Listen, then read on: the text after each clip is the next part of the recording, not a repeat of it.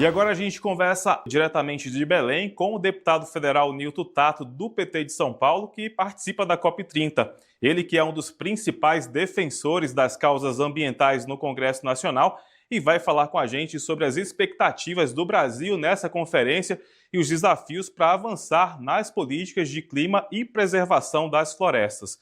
Deputado Nilton Tato, seja mais uma vez muito bem-vindo ao Jornal PT Brasil. Como está aí em Belém? Você está participando aí das atividades da COP30, né? Deputado, queria já perguntar se o senhor, né, acredita que a COP30 pode ser realmente um marco para a política global mais efetiva de preservação das florestas tropicais e como o senhor vê a atuação do Brasil nesse processo. Boa tarde para o senhor. Boa tarde, Anderson. Para mim é uma alegria muito grande estar no Jornal do PT. E primeiro eu preciso dizer o quanto que eu estou assim empolgado com o discurso do presidente Lula, o discurso da abertura. Eu participo da 10ª Conferência do Clima e sempre participei das aberturas. E o país anfitrião faz um discurso de abertura e eu nunca vi um discurso tão potente e tão certeiro para os desafios que estão colocados e de como deve ser encarado o debate do enfrentamento da crise climática. E é nesse sentido que eu tenho a expectativa muito grande. Tá? O fato dela acontecer em Belém, eu até recomendo para as pessoas, entendeu, que ouçam o discurso todo do presidente Lula para entender o porquê, a razão de colocar no coração da Amazônia, numa cidade como Belém, com todos os problemas de infraestrutura, saneamento, que é parecido com todas as cidades da bacia amazônica, tá? E que não é diferente da maioria das cidades da América Latina, do Caribe, da África, de boa parte da Ásia. E, portanto, são onde moram a maior parte das populações vulneráveis que estão sofrendo os impactos, né, com mais dramaticidade dos eventos climáticos. É só a gente ver, né, o furacão na América Central e agora também essa tempestade, né, esse furacão em Rio Bonito do Iguaçu, no Paraná.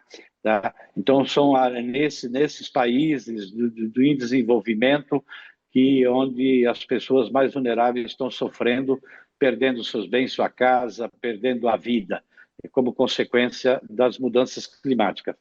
E aí, evidentemente, todo o simbolismo da Amazônia, a maior floresta tropical, né, do mundo, maior biodiversidade, tá? O papel, a quantidade de carbono que ela tem sequestrado na sua floresta, a diversidade étnica, cultural de toda a bacia amazônica, né? Como disse o presidente Lula, 50 milhões de pessoas vivem dentro desse bioma, em toda a bacia amazônica, nos 9 países.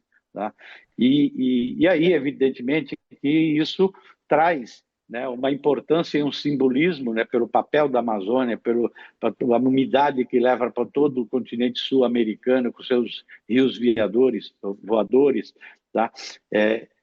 Então, encarar o debate a partir do sul global, a partir dos países mais vulneráveis, a partir das populações mais vulneráveis, tá? Então, isso coloca, né, um outro sentido nesse debate. E aí nós estamos, então, com a expectativa que depois de 10 anos de negociações, desde o Acordo de Paris, tá, de acordos de quanto que precisa de financiamento, de que os países precisam de política de adaptação para os eventos climáticos, tá, de que precisa diminuir as emissões do gás de efeito estufa. Então, muita coisa foi acordado. E agora a gente espera que nessa conferência agora entra numa política de ação, de concretizar aquilo que foi acordado, e para isso precisa fazer funcionar os instrumentos, as ferramentas que foram acordadas ao longo desses últimos 10 anos em especial. E aí nós estamos falando principalmente do financiamento. A gente já celebra um fundo que foi articulado pelo Brasil, tá, que é o Fundo de Proteção às Florestas Tropicais de forma permanente, e já no lançamento na sexta-feira já chegou a metade já daquilo que o Brasil pretende arrecadar com este fundo, tá? Que é global, na verdade, este fundo, mas principalmente aquele compromisso que já vinha sendo assumido, discutido com os países de ter um fundo, né, permanente de apoio e de aporte anual de 1,3 trilhão bilhões de dólares como necessário para o conjunto dos países do planeta todo, para as políticas de mitigação, que é diminuir as emissões de gás de efeito estufa, tá, que provoca aquecimento global, mas também para o conjunto de políticas públicas de adaptação para os países, para as populações, as comunidades em todo o mundo, de que é necessário para enfrentar, né, e ter políticas sérias de enfrentamento à crise climática. E, deputado, transição energética tem sido uma prioridade, né, para o governo Lula. A gente viu esse discurso contundente do presidente agora na abertura da COP, que foi aplaudido de pé, inclusive. Mas, deputado, eu queria saber, na sua avaliação, né, quais são os principais desafios para que essa transição ocorra de uma forma justa e sustentável realmente? É investimento em ciência, tecnologia, inovação, tá? Para que os países possam abandonar, né, o uso da energia fóssil, né, do carvão e o petróleo, e avançar naquilo que o Brasil também já vem avançando, que é a produção de energia do biocombustível. Né? O Brasil tem esse potencial muito grande pela sua extensão territorial, de energia solar, que tem avançado muito no mundo todo, o Brasil também, tá? E também de energia eólica dos ventos, né? E a partir daí o Brasil vai poder produzir hidrogênio verde que possa exportar energia, inclusive, para muitos países. É uma agenda de oportunidade que coloca para os países.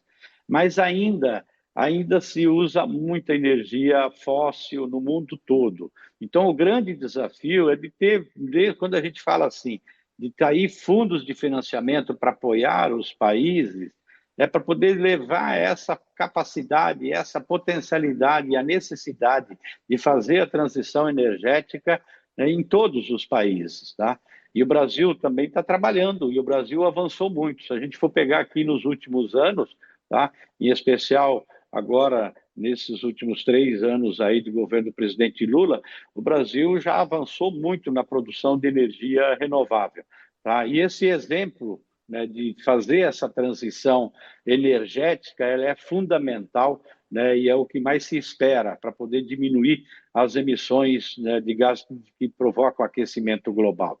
Então, acho que é isso que precisa fazer. O Brasil, por exemplo, como os países, quando a gente fala que precisa ter uma agenda, né, de aí nos próximos anos, nas próximas décadas, e trabalhando com a eliminação, por exemplo, do uso do petróleo, é a gente fazer aquilo que o Brasil está fazendo um esforço muito grande de transformar a sua empresa, né, energética, a Petrobras, em uma empresa de energia. Tá? E aí, cada vez mais, a gente tem que mudar os subsídios, de tirar dos subsídios que vão para, por exemplo, a produção de petróleo e carvão, tá?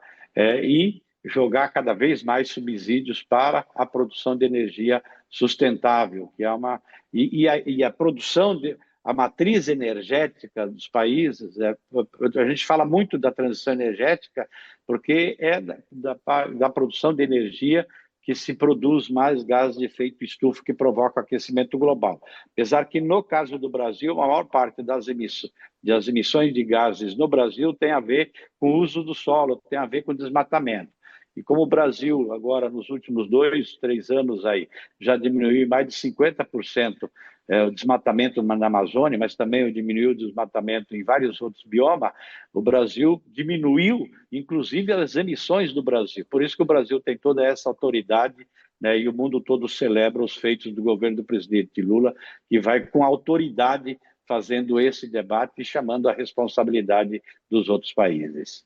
E, deputado Nilton Tato, depois de todas as discussões que vão acontecer na COP, né, nos próximos dias, evidentemente que todos os países participantes vão ter que fazer a sua lição de casa, né? E o Brasil, aqui no Brasil, o Congresso Nacional também vai ter um papel importante, né, para que sejam feitas todas as discussões nesse sentido e colocar em prática também o que foi discutido, né, deputado? Eu queria ouvir do senhor justamente isso, né?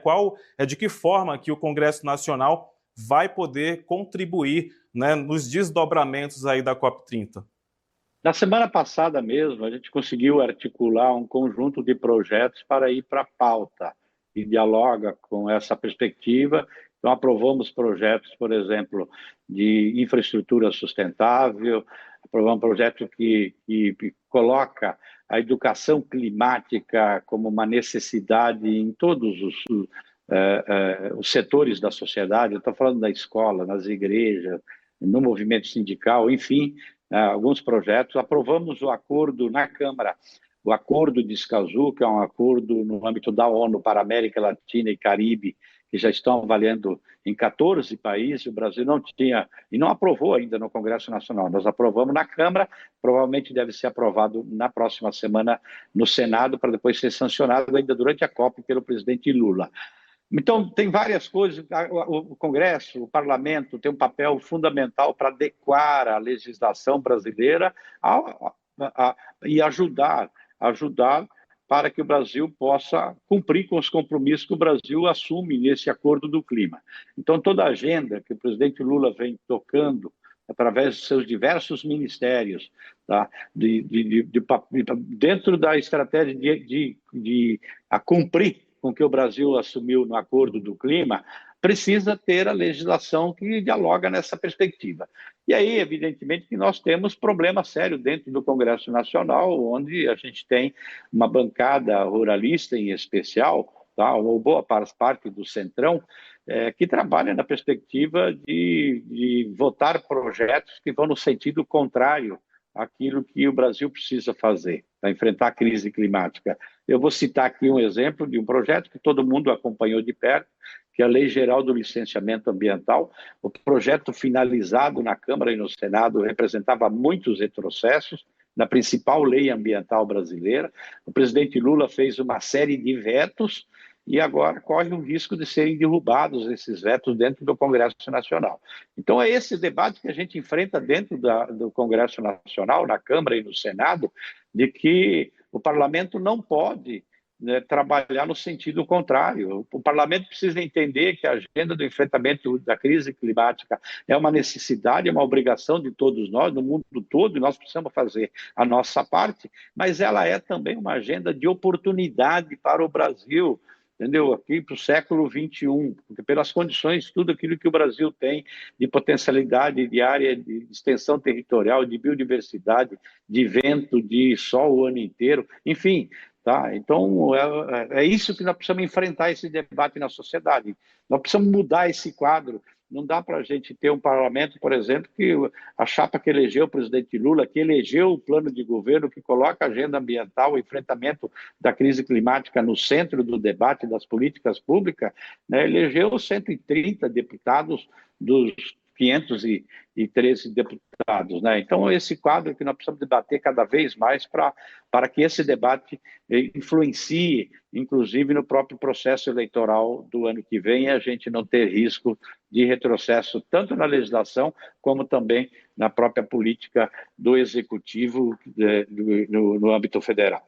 Perfeitamente, deputado. Eu quero aproveitar a sua participação aqui com a gente só para fazer uma última pergunta, deputado. O senhor que é um defensor, inclusive, das populações tradicionais e indígenas, né? Que tipo de apoio internacional, por exemplo, pode ser articulado na COP para fortalecer esse protagonismo aí dos povos, para fortalecer, na verdade, o protagonismo dos povos tradicionais na preservação ambiental? Sem dúvida nenhuma, a COP já vem avançando nas últimas conferências do reconhecimento, né, dos povos originários no mundo todo, tá? Porque eles protegem praticamente 80% da biodiversidade no mundo, com as florestas que tem ao redor do mundo. Não é diferente aqui no Brasil.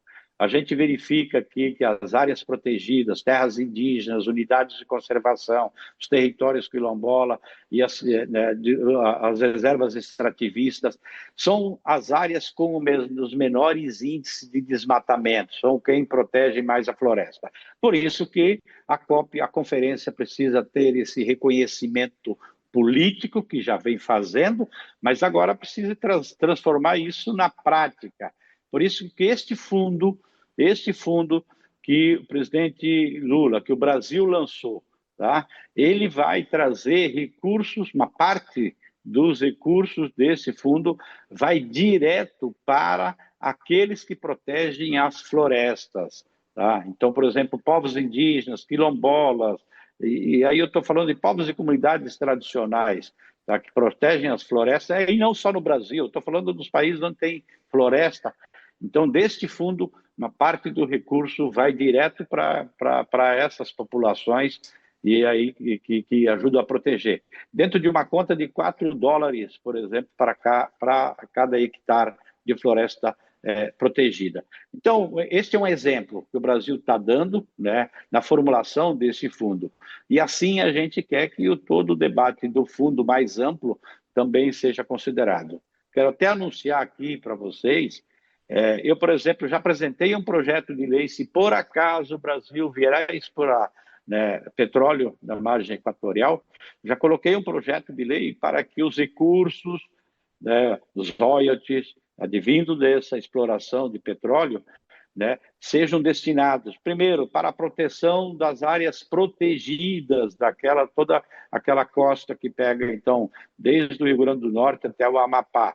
Segundo momento, tá, que sejam investidos em infraestrutura, estou falando do saneamento, em políticas de adaptação, tá? Moradia, infraestrutura para as comunidades vulneráveis no meio rural e urbano, tá? E que seja financiados projetos de desenvolvimento sustentável que valorizem a floresta em pé e a agricultura, né, da região, agregando valor na agricultura, gerando trabalho e renda. E que isso valha não só para o Amapá, por exemplo, mas para todos os países, todos os estados da Amazônia e também do Nordeste, para ter, então, este fundo focado para o desenvolvimento regional, né, desses lugares, com prioridade, evidentemente, para as populações vulneráveis. Então, esse é o debate que precisa fazer no âmbito global e que nós também precisamos fazer internamente. Perfeitamente, deputado Nilton Tato, muito obrigado mais uma vez pela sua entrevista aqui, sua participação. Desejo um ótimo evento para o senhor, uma ótima COP30 aí em Belém. Muito obrigado e à disposição aqui para levar as novidades sempre aí. Sei que vocês estão também aqui com a equipe, então parabéns aí, vocês da TVPT, pelo belo trabalho que está fazendo e à disposição aqui. Abraços. Grande abraço, deputado. Até a próxima.